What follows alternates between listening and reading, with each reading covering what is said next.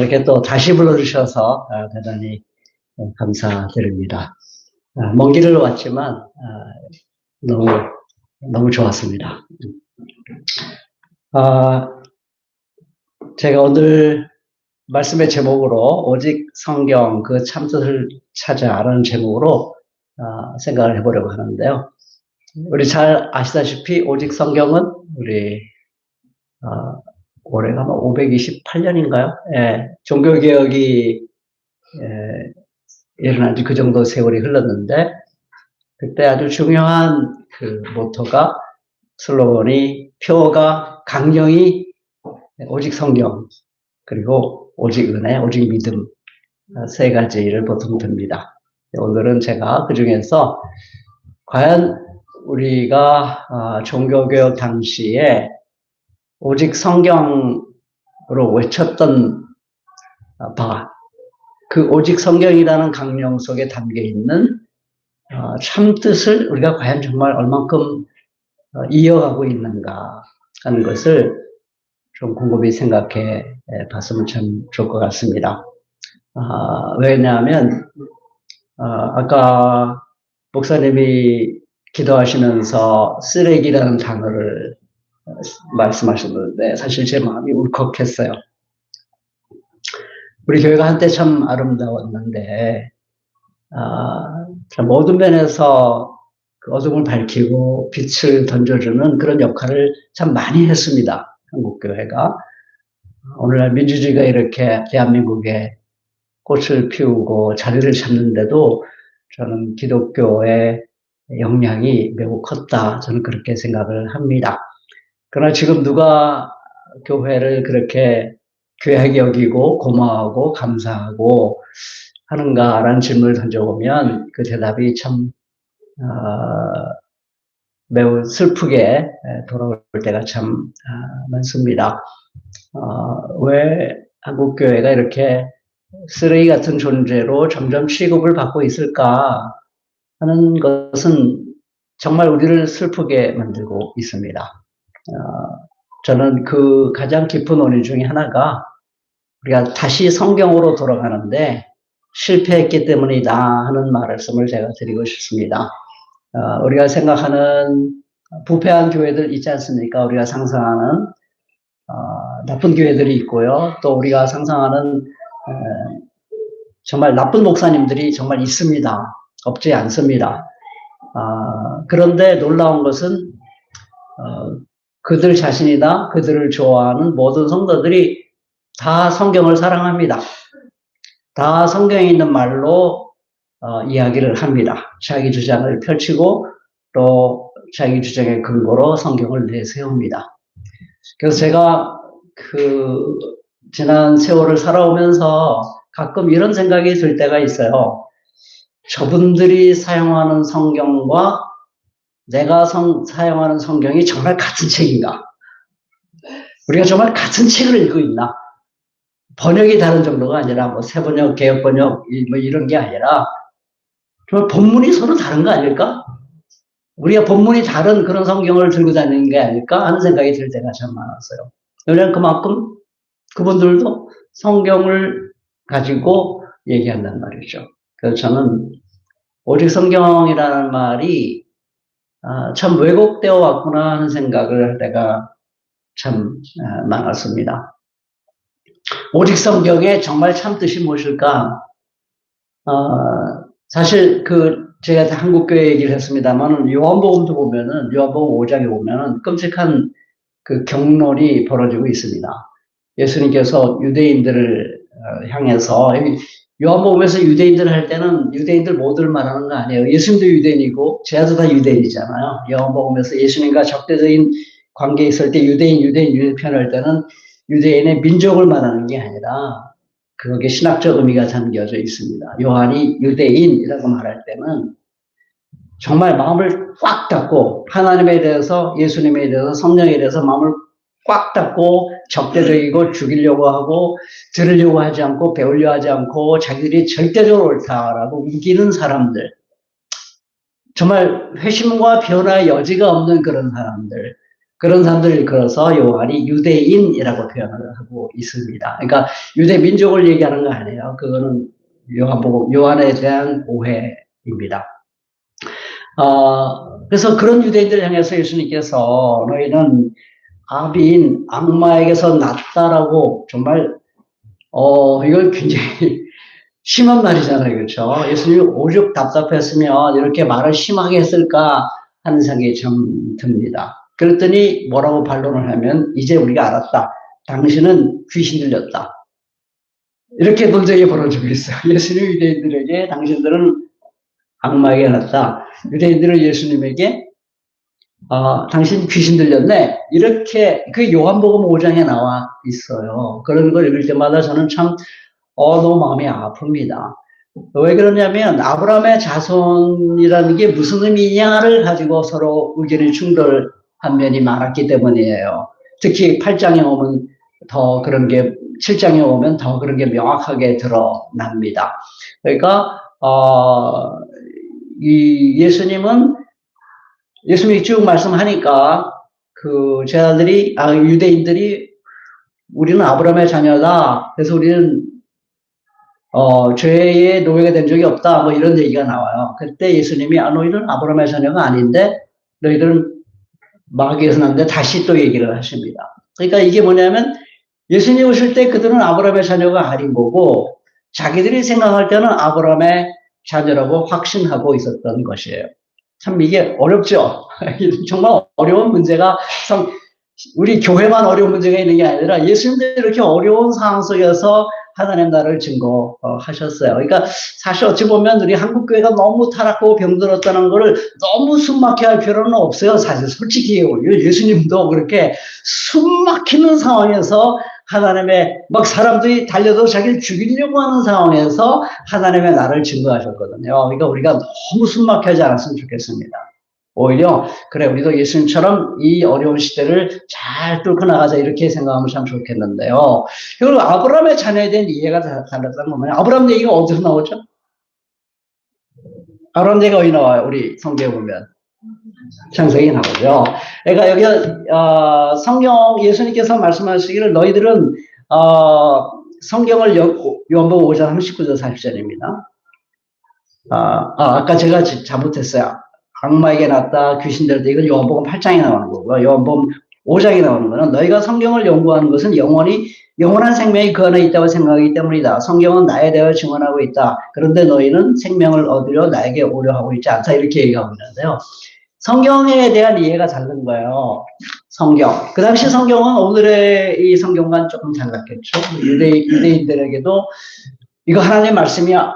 절대적인 말씀이야 라고 생각하는 책들이 다 똑같지는 않았습니다. 그룹별로 조금씩 다르는데요. 그러나 그룹이 좀 달라도 공통적으로 이건 성경이야. 절대적인 하나님의 말씀이야 라고 믿는 것이 두 개는 있었습니다. 모세오경과 토라라고 하는 모세오경과 그리고 예언서. 이거는 어떤 계파에 속하든지 간에 다 성경으로 이해를 했어요. 그러니까 거기 아브라함 얘기가 모세오경에 나오잖아요. 그렇죠? 이 토라에 나와요. 근데 똑같은 성경을 읽고 있는데 똑같은 성경을 읽으면서 이 유대인들은 나는 그래 내가 아브라함의 믿음을 쫓아서 그 길을 가고 있는 아브라함의 자손이다 이렇게 아브라함은 이런 사람이다라고 얘기했기 때문에 그런 사람에 비춰볼 때 우리가 아브라함을 잘 생각했어요.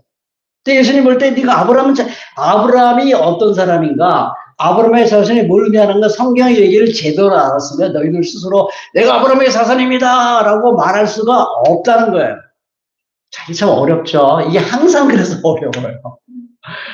뭐 이걸 좋게 생각하면 제가 박사과정 할 때 열심히 정말 머리에 쥐가 나도록 공부한 책이 하나 있었는데 그 책에 존 밀뱅크라는 분이에요. 그분이 신학은 참 흥미로운 것이다라는 표현을 써요. 왜 신학은 흥미로운 거냐면 성경을 쭉 읽다 여러분들 느끼는 거 있죠. 어떤 건 절대로 안 변하는 게 있어요. 근데 어떤 건 변해. 그렇죠? 변하잖아. 많은 게 변했어요. 지금 우리 이스라엘 민족처럼 신앙생활 하지 않아요. 제사 안 지내잖아요. 성전 없잖아요. 눈에 보이는 성전 없고 왕조도 없잖아요. 굉장히 많이 변했어요. 또 그 사도행전 당시의 교회 모습과 우리 교회 모습이 똑같을 수가 없어요. 여러분 예루살렘 교회를 똑같이 닮아서 하려면 지금 이렇게 교회 생활하면 되시겠어요? 안 되시겠어요? 근데 죄책을 안 느끼시는 거 같네. 예루살렘 교회의 모습과 바울이 개척한 교회 모습이 또 달라요. 오늘 현대의 교회 모습은 또 달라요. 그러니까 이게 변해요. 많은 게 변합니다. 그럼 변하지 않는 게 뭐고 변하는 게 뭔가? 이거 따져봐야 될 거 아니에요. 변해서는 절대 안 된다 하는 것이 사람이 딱 일치할까요? 지난 2000년 동안에 우리 교인들이 모든 교회가 모든 신학자들이 이건 절대로 변화하면 안 돼라고 일치한 적이 있어요, 없어요?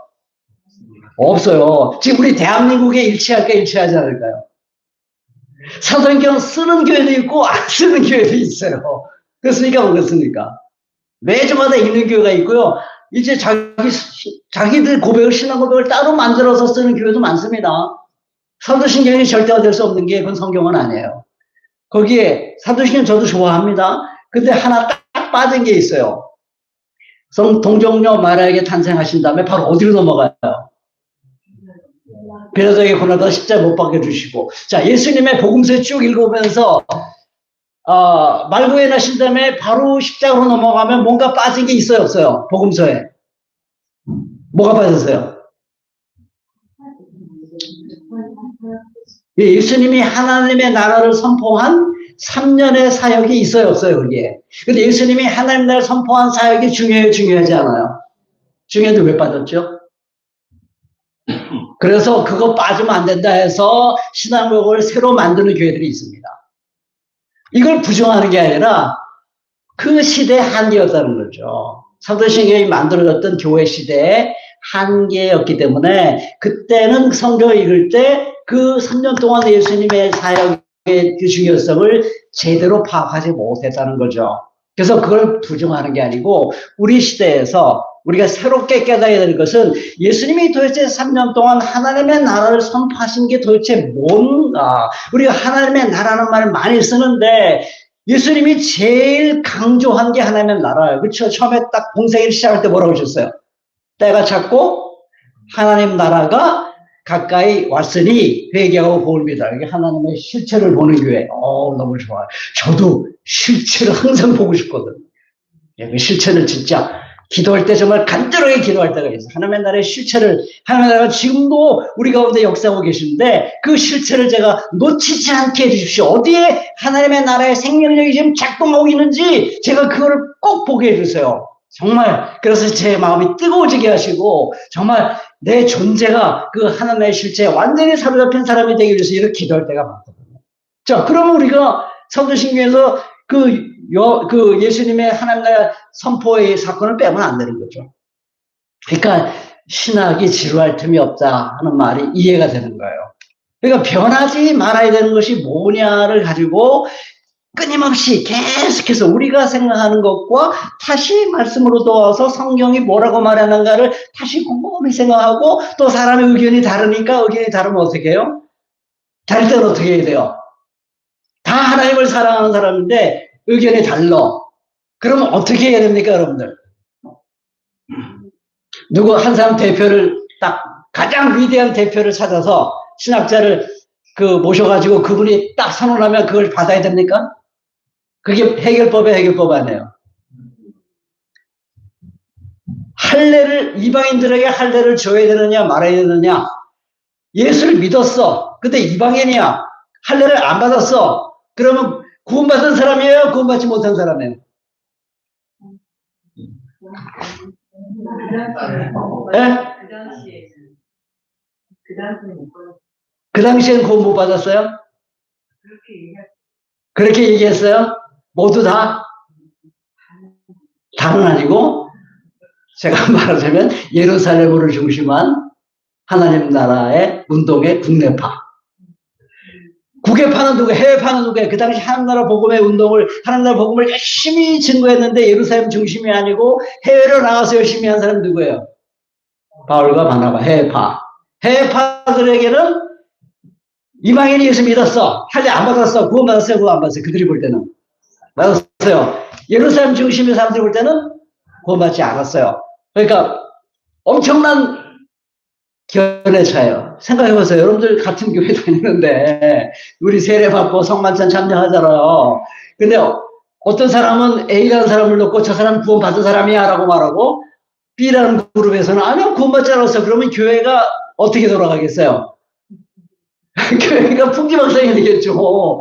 아니, 구원받았는데 안 말려가지고 논쟁이 나눠지면 그 교회가 하나로 갈 수 있겠어요? 없겠어요? 안 되죠. 어려운 문제. 이거 신학이라는 게 별거 아니에요. 이런 게 신학이에요. 그렇죠? 굉장히 힘들겠죠. 어떻게 해결해? 그런 문제가 생기면 오늘 그런 문제 여러분들 어떻게 해결하겠어요? 사도행전에서 어떻게 해결했어요? 그 문제를 놓고. 15장에 보니까 바울과 바나바 다 초청하고 사도와 장로들 다 모여가지고 많은 논쟁을 했다고 했어요. 사도행전에 보면은 사도와 장로와 바울과 바나바가 모여서 많은 논쟁을 한 뒤에 제가 여러분들이 안 믿으시는 것 같아서 제가 세 번역으로 사도행전 15장 7절 많은 논쟁을 한 뒤에 베드로가 일어나서 그들에게 말하였다 그랬어요. 자, 이런 중대한 신학적인 문제를 놓고 사도와 장로와 바울과 바나바가 모여서 많은 논쟁을 한 것이 신앙적입니까? 인간적입니까? 교회에서 진지하게 무엇이 진리인가? 서로 견해가 다른 사람들끼리 모여서 진리를 찾읍시다 하고 많은 논쟁을 벌이면 은혜가 있어요, 없어요? 그런 분위기를 볼 때 은혜가 있을 거라고 생각해요? 은혜가 은혜 다 날아가겠네, 논쟁하다가. 교회에서 제발 논쟁 좀 하지 맙시다 그러잖아요. 은혜로 합시다, 은혜로 그러잖아요. 논쟁하지 말자 그러잖아요. 여러분들 거기에 동의하세요? 그럼 여기 은혜가 없는 거네. 근데요, 결론을 내리고, 그들이 결론 내렸어요. 논쟁을 한 다음에, 베드로가 한마디, 바울과 바나바에 보고, 그 야고보가 정리합니다. 그 결론에 동의를 해요. 많은 논쟁을 한 다음에. 그냥 논쟁을 안 하고, 바울과 바나바와 베드로와 야고보가 딱 그 사람들은 모여가지고 결론을 딱 내려서 하다란 게 아니에요. 사도와 장로들 다 모여서 함께 논쟁을 한 거예요. 그리고 결론이 난 거죠. 그리고 편지를 보낼 때, 그 각 교회들에게 편지 보낼 때 뭐라고 말하는지 압니까? 이것도 제가 읽어드리겠어요. 여러분들이 안 믿을 것 같아서. 28절. 성령과 우리는 꼭 필요한 다음 몇 가지 밖에는 더 이상 아무 무거운 짐도 여러분들에게 지우지 않기로 하였습니다. 그랬어요. 놀랍지 않아요? 그 앞에 성령이라는 단어가 다 한마디도 안 나와요. 근데 이들은 그 많은 논쟁을 통해서 대화의 결론을 내면서 뭘 느낀 거예요? 그 대화 속에 누가 계셨다는 걸 믿은 거예요? 경험한 거예요? 성령이 계신 거예요. 그러니까 성령이 함께 그 진실하게 무엇이 정말 하나님께서 우리에게 알려주시고자 하시는, 이 당시도 구약에 있었잖아요. 할례에 대한 얘기도 다 구약에 있잖아요. 그럼 지금 새로운 상황이 벌어진 거 아니에요. 예수님 오셨어요. 예수 믿었어요. 그럼 이 할례를 어떻게 이해해야 되느냐? 이거 새로운 문제가 생긴 거예요. 성경에 기록되어 있는 문제인데, 성경에 기록되어 있는 건데, 이걸 어떻게 오늘 우리 시대에 이 성경에 나와 있는 할례를 어떻게 이해가 맞느냐, 이 새로운 문제가 생긴 겁니다. 그렇죠? 그전에 그런 문제가 없었어요. 지금 생겨버린 거예요. 그럼 어떻게 해야 돼요? 답이 나왔잖아요. 논쟁을 해야 돼요.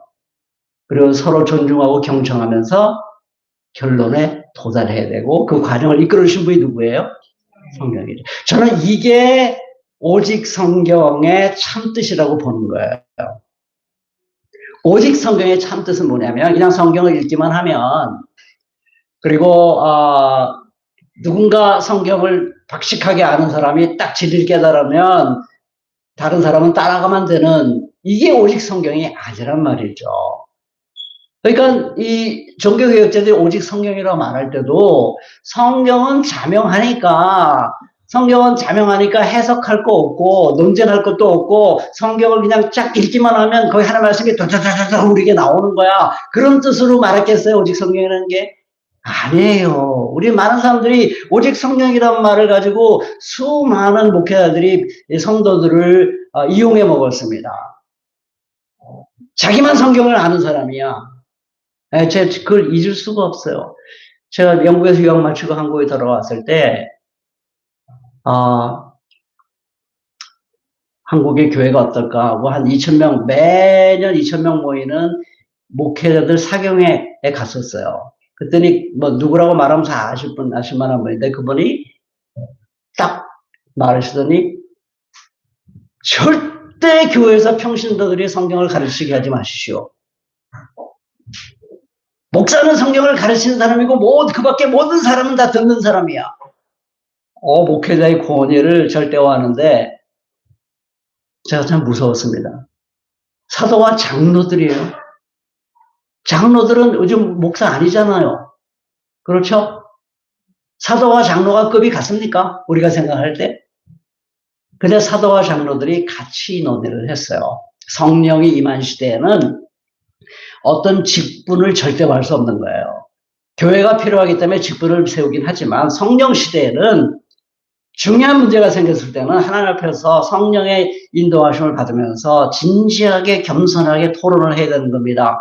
그래서 성경으로 다시 돌아가서 그동안 우리가 믿어왔던 전통들, 우리 믿음의 선조들이 우리에게 남겨준 좋은 것들, 그 좋은 것들이 새로운 문제가 생겼는데 그 전통이 이 새로운 문제를 해결하는 데 있어서 견해차가 생겨. 그러면 어떻게 해야 돼요? 성경으로 다시 돌아가서 그 성경이 우리에게 뭐라고 말씀하시는가를 진지하게 토론하고 생각하고 묵상하고 성경도 재해석하고 우리 전통도 재해석해서 하나님께서 우리에게 알려주시는 말씀을 붙들어야 되는 거예요. 사도행전 15장이 그 아름다운 모양을 우리에게 보여주신 것이고요. 그거를 잘 따라가는 게 저는 오직 성경의 참뜻이다라고 말합니다.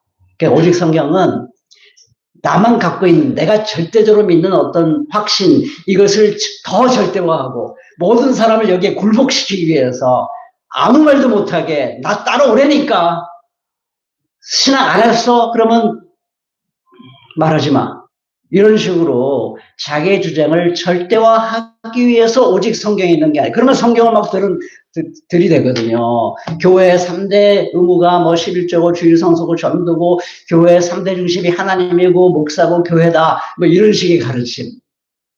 잘 아시죠? 그런 가르침이 통합 측에 어떤 분이 하시는 가르침인데 그 다 성경 중심으로 얘기를 해요. 그렇지만 그거는 자기가 생각하는 전통을 성경을 통해서 절대화하는 그런 과정이에요. 오직 성경은 그렇게 성경을 악용하라고 오직 성경에 대한 표가 있었던 게 아닙니다. 그 당시에 중세교회가 여러모로 잘못된 전통들이 많았어요. 그런 잘못된 전통들이 많았기 때문에 그것을 재해석해야 될 필요가 있었던 거예요. 그러면 성경이 이것에 대해서 뭐라고 말하는가 하고 그는 또 성경을 굉장히 깊이 해석했어요. 그 성경을 해석하는 누구도 완벽하게 100%다 해석할 수는 없어요. 저는 종교개혁의 성경 해석이 100% 옳다고 생각지 않아요. 종교개혁의 큰 흐름 중에 하나가 청교도인데요. 그 청교도의 큰 흐름 중에 하나가 17세기 상인 그룹이에요. 영국에. 그들이 오늘날의 자본주의와 아주 친밀한 기독교 신학을 발전시켰습니다. 그것이 미국으로 건너갔고 그것이 한국으로 왔어요. 그래서 우리는 생각하기를 기독교는 친자본주의야 라는 착각을 하고 있어요. 그거는 사실 역사가 너무 오래돼서 그렇죠. 아담 스미스를 비롯해서 데이비드 리카드를 비롯해서 밀턴 프리드만을 비롯해서 이런 경제학자들이 주장하는 바가 있어요. 그게 자본주의를 주장하는 학자들이에요. 그 학자들의 생각이 성경으로 정당화된 겁니다. 그 흐름이 한국에 들어온 거예요. 그러면 우리는 그걸 절대화하면 안 되는 거예요. 거기서 배울 점이 있죠. 제가 배울 점이 없다는 게 아니에요. 그걸 절대화한다는 건 뭐냐? 중세교회랑 똑같은 거예요. 그건 하나의 전통이에요. 그러면 그것이 정말 하나님 말씀이 정말 그렇게 신자본주의냐라고 고민을 해야 되는 거예요. 내가 답을 여러분에게 말씀드리지 않겠어요. 적어도 고민은 하셔야 돼요. 그래서 우리가 말씀으로 돌아가야지. 그래서 저는 종교개혁이 100% 옳다고 생각지 않습니다. 종교개혁은 그 당시에 그 종교개혁을 영국에서 주도적으로 하는 사람들이 상인 그룹이었다. 그 당시에 부자였어요. 신흥 부자들이었어요. 그 영향을 받은 거예요. 종교개혁이. 그러니까 한 번 개혁된 교회는 계속 개혁돼야 된다. 그게 종교개혁 정신입니다. 그러니까 우리는 계속 개혁돼야 돼요. 저도 계속 개혁돼야 돼요. 저 자신도. 저는 근데 개혁되는 게 그렇게 두렵지는 않아요. 왜냐하면 개혁된다는 게 왜 어떤 면에서 두렵냐면요. 지금까지 내가 아주 애지중지했던 건데 이것 때문에 내 삶의 존재가 의미가 있었는데 이게 틀렸다는 게 어느 날 발견되는 것처럼 무서운 게 어디 있어요. 그거 정말 무섭잖아요. 그러니까 두려워 사람들이. 그래서 이걸 끝까지 안 놓치려고 해. 근데 하나님이 쓰신 사람들을 보십시오. 그게 뒤집어진 사람들이에요. 베드로 예수님이 십자가에 죽는 거 극구 만류했습니다. 아니 죽으시면 안 되죠. 아니 메시아라는 건 하나님의 아들이요 그리스도라는 건 내가 믿겠는데 죽으면 안 됩니다. 죽으면 어떻게 하나님의 아들로서 이 메시아로서 하나님 나라의 구원의 역사 이룰 수 있어요. 막 붙들고 막 맞고 막 그 복음서 정확히 보면 꾸짖었다고 돼 있어요. 근데 그가 예수님을 회방하고 예수님이 붙잡히고 그걸 신문 받다가 닭이 세우고 넣었어요. 그때 예수님이 베드로를 바라봤어요. 눈이 마주쳤어요. 그 장면을 정말 상상하기 힘든 장면이에요. 그 예수님의 눈과 마주치는 순간 이 베드로의 마음속에 엄청난 변화가 일어납니다. 통곡을 하죠. 아, 내가 그동안 십자가 지면 안 된다는 생각이 정말 잘못된 거였구나. 아, 주님의 십자가를 지는 것은 그게 뭔가 내가 이해하지 못했던 너무나 심오한 하나님의 진리가 나라의 진리가 거기에 담겨있는 것이었겠구나 하고 뒤집어지기 시작하는 겁니다. 그러니까 저는 애지중지했던 것이 예수님의 눈동자와 마주치는 순간, 정말 성경을 읽으면서 하나님의 나라의 실체와 마주치는 순간, 정말 이 스데반이 성령 충만해서 하늘을 우러보니까 하나님의 영광이 보이고 하나님 우편에 서 계신 예수 그리스도를 본 것처럼 그렇게 우리가 하나님의 말씀을 읽으면서 거기서 막 그 문자에서 확 튀어나오는 그 하나님의 영광과 그리스도의 아름다운 모습을 볼 때 아, 내가 그동안 애지중지했던 생각들이 다 틀린 거였구나 하는 게 왜 무서운 거냐고요. 두려울 거 하나도 없어요. 그건 영광의 길로 가는 거죠. 주님께로 가까이 가는 거죠. 그래서 저는 사실 지금 제 나이에 그동안 내가 확신하고 외쳤던 게 틀렸다 하는 걸 정말 말씀을 읽으면서 하나님의 영광을 보고 그리스도를 만나서 이게 내 성경을 잘못 해석했네. 완전히 뒤집어야겠나. 전 아주 기꺼이 뒤집습니다. 저는. 진짜입니다. 왜냐하면 그건 너무나 아름다운 길이기 때문에 두려울 거 없어요.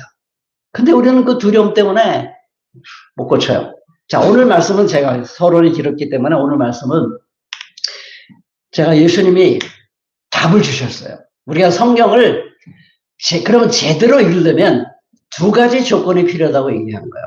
왜냐면 예수님이 그 얘기를 할 수밖에 없었던 게 예수님이 쭉 예루살렘 성전을 처음에 은밀하게 올라갔다가 막 논쟁을 막 하니까 아, 내가 나서야겠다 하고서 막 가르치기 시작하니까 사람들이 유대인들이 볼 때 와, 대단한 가르침에 랍비 학교도 나오지 않는데 어떻게 저렇게 잘 가르치지? 라고 감탄을 했어요. 그러나 그 예수님의 말씀을 받아들이진 않았어요.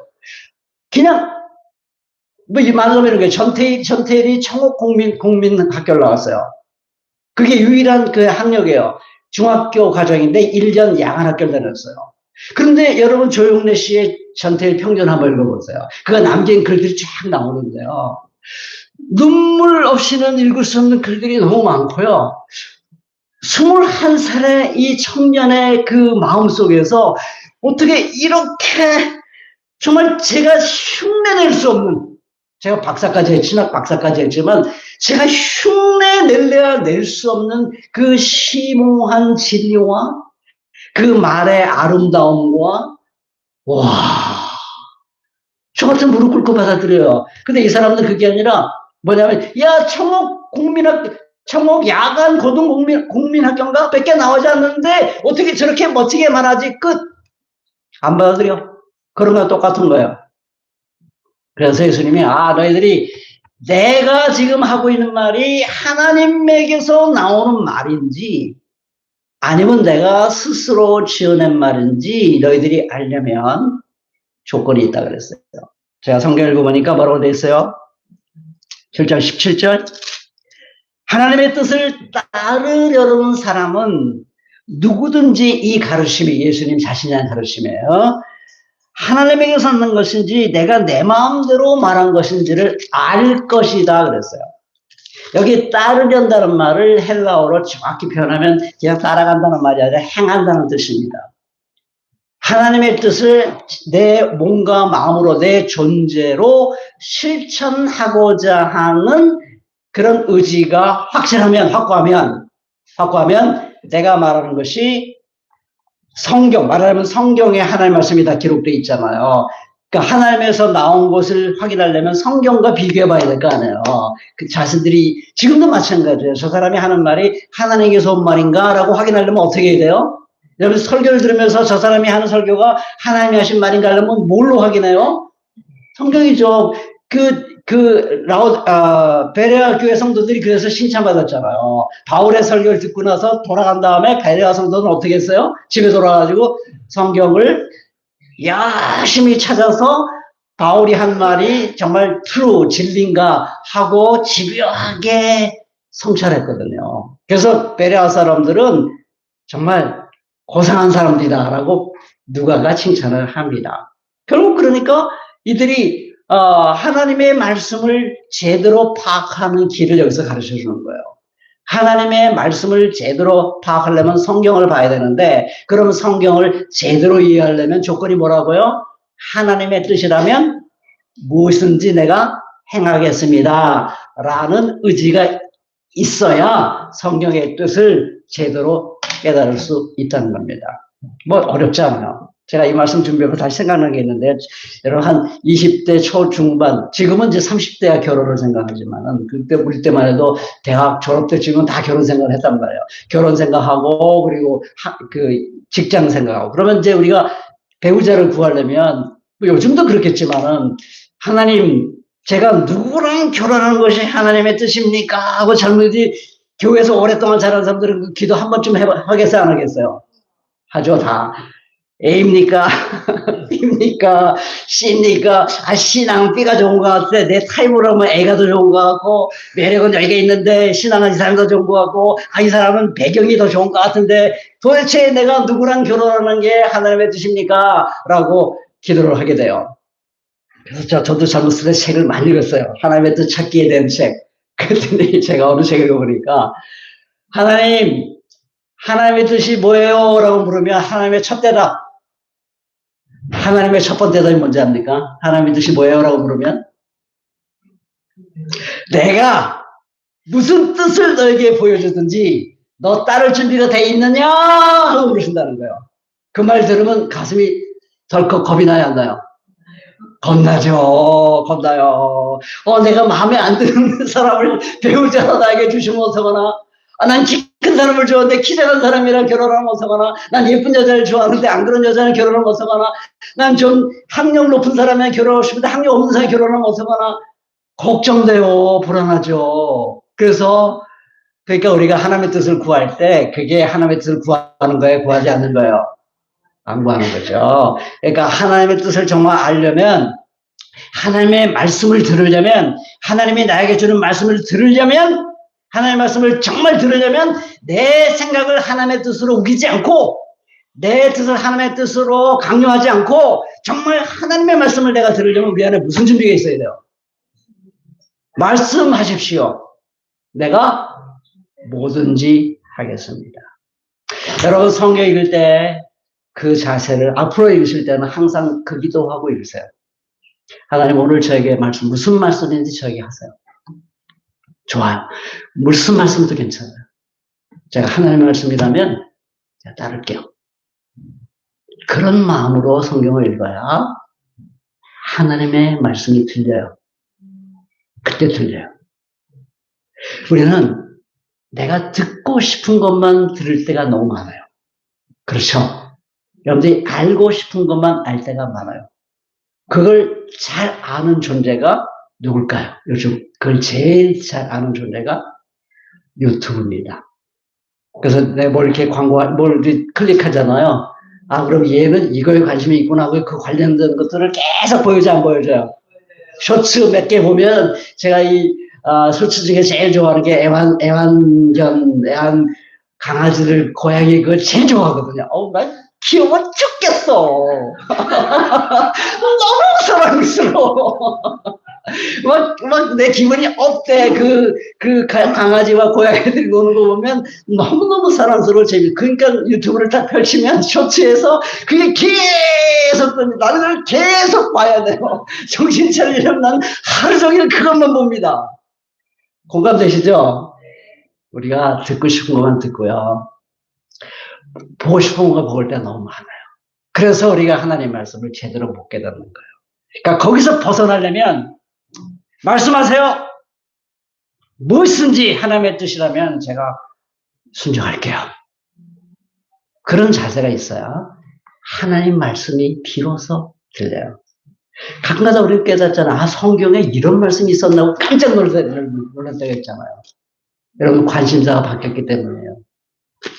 관심사가 바뀌면 옛날에 안 보였던 말씀이 보여요.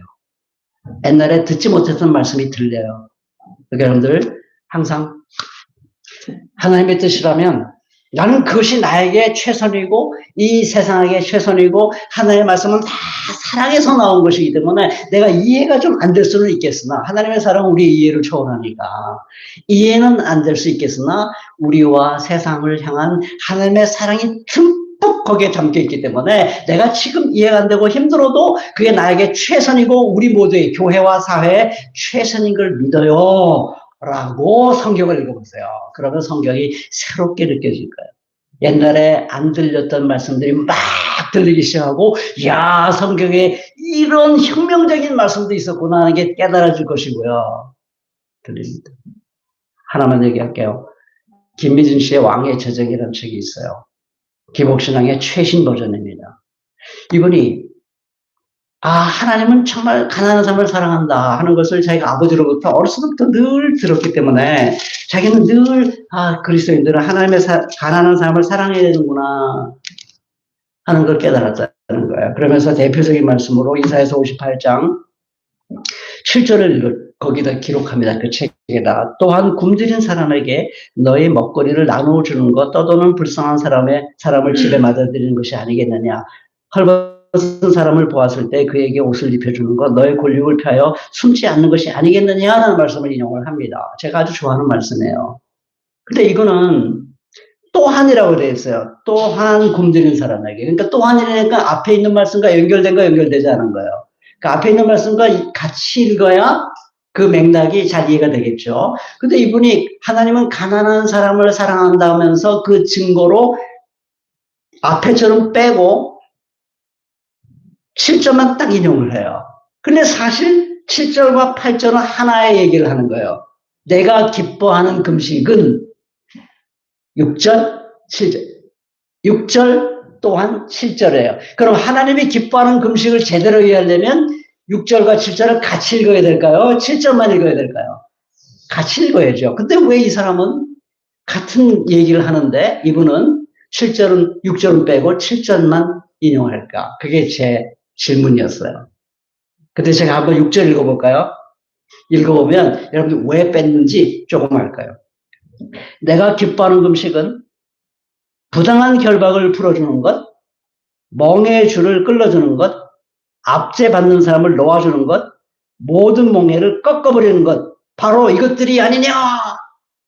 또한 하면서 얘기가 나오는 거예요. 굶주린 자, 불쌍한 사람, 헐벗은 사람, 옷 입혀주고, 먹여주고, 재워주고 하는 이거. 묻겠습니다. 7절과 6절 중에서 어느 것이 더 부담이 됩니까? 압제자가 어떤 사람을 멍해를 씌워가지고 자기 마음대로 일시키고 억압하고 착취하고 막 이러는 거예요. 그러니까 그 억압하는 자로부터 그 사람은 어떻게 하라고요? 풀어줘를 해방시키라는 거야. 그 사람에게 멍해를 씌울 수 있는 사람은 권력자겠어요? 권력자가 아니겠어요? 부자이겠어요? 가난한 사람이겠어요? 그러겠죠. 그 멍해를 뒤집어 쓰고 그렇게 혼나면서 일하는 사람은 가난한 사람이겠어요? 부자겠어요? 힘 있는 사람에게서 힘 없는 사람에게서요. 그렇죠. 그러면 내가 기뻐하는 것이 누구 편 들라고요? 약한 사람 편 들어서 부자들, 생계를 끊으라는 거예요. 노예를 통해서 지금 자기 돈 벌고 있는데 그걸 끊으라는 거죠. 맞습니까? 제가 오역했어요? 근데 제가 왠지 오역한 것 같죠? 왠지 과도하게 해석한 것 같죠? 아니에요. 자, 그러면 6절은 굉장히 부담스러운 거예요. 가난한 삶을 사랑한다고 하지만 왜 7절은 좋아하고 6절은 살짝 넘어갈까요? 6절까지 순종한다는 건 뭘 의미해요? 7절은 순종하면, 7절은 뭐예요? 내가 돈 많이 벌고 부자 되면 7절은 잘 순종할 수 있어요. 그렇죠? 내 재산의 일부를 약간 떼어주면 되니까. 그리고 생색도 나. 사람들이 막 나에게 박수 칠 거 아니에요. 와, 저 사람 정말 깨끗한 부자, 좋은 부자다. 그러니까 이거는 할만해. 근데 6절은 어때요? 힘들죠? 부담스럽죠? 이건 순종은 쉽지 않은 거예요. 이 부분은 하나님 말씀인데, 그러니까 여러분들이 하나님 말씀이 왜 이렇게 한 절을 그냥 빼고 넘어가냐고요. 없는 것처럼 없는 것 취급하냐고요. 우리가 하나님의 뜻을 정말 행하려는 의지가 있는 거예요, 없는 거예요?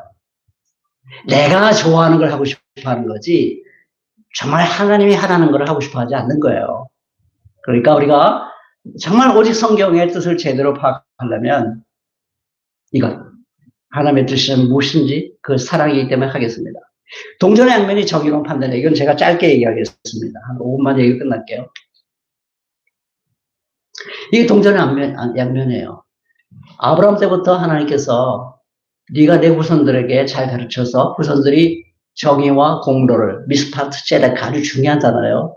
여기 정의로운 판단을 해라 할 때 디카이소인데요. 이게 디카이소네라고 해서 제데카랑 같은 히브리어와 헬라어입니다. 같은 단어예요. 그러니까 아브라함 때부터 하나님은 네 후손들에게 잘 가르쳐서 그들이 정의와 공도를 행하면 내가 너에게 한 약속을 다 이루어주겠다고. 큰 나라, 큰 민족, 그리고 모든 세상 만민이 그를 통해서 복받는 거예요.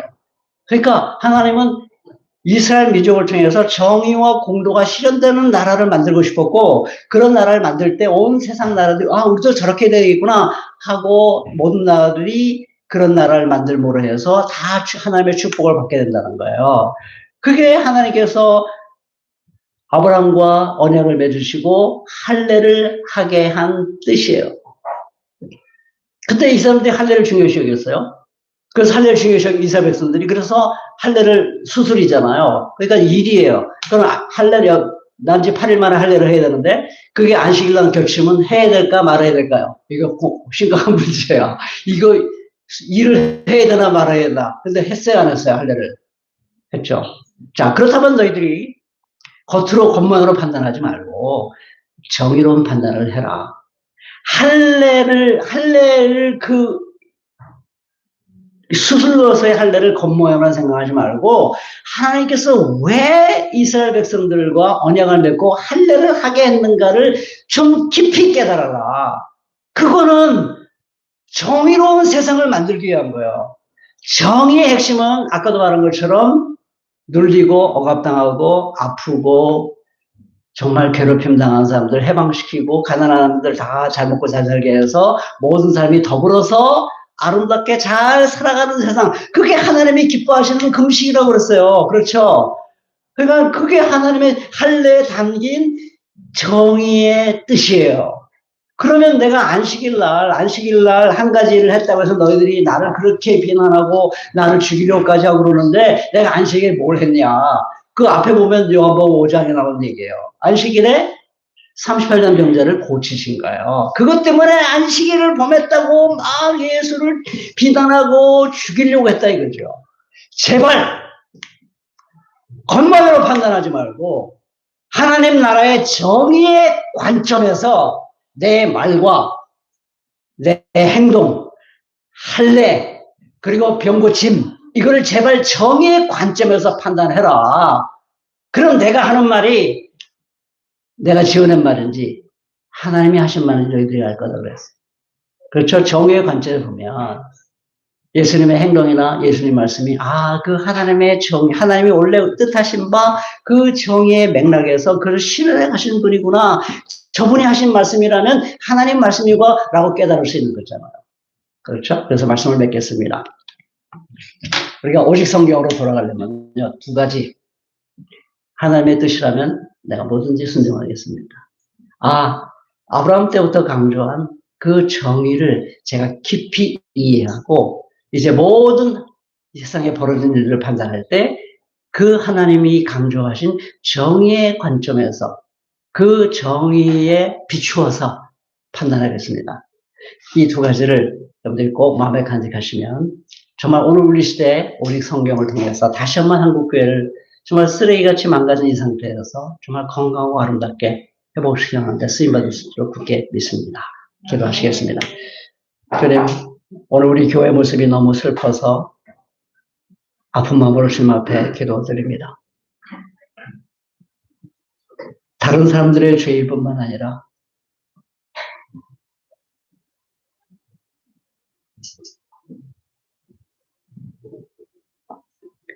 나와 우리의 죄임을 주님께 고백합니다. 우리가 제대로 주님의 뜻을 나타내지 못했고 말씀대로 살지 못했습니다.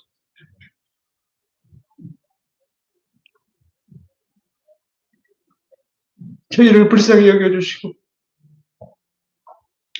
정말 하나님의 뜻대로 살리고